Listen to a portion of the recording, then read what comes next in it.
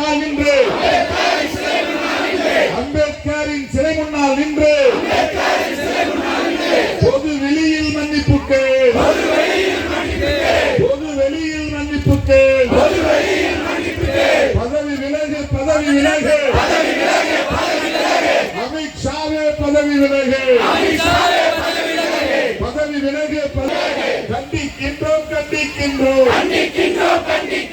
வன்மையாக கண்டிக்கின்றோம், கண்டிக்கின்றோம், கண்டிக்கின்றோம், வன்மையாக கண்டிக்கின்றோம், அமித்ஷாவை கண்டிக்கின்றோம், ஆர்எஸ்எஸ் கும்பலை, சங் பரிவார் கும்பலை, பிஜேபி கும்பலை, மோடி அமித்ஷாவை கண்டிக்கின்றோம், கண்டிக்கின்றோம்,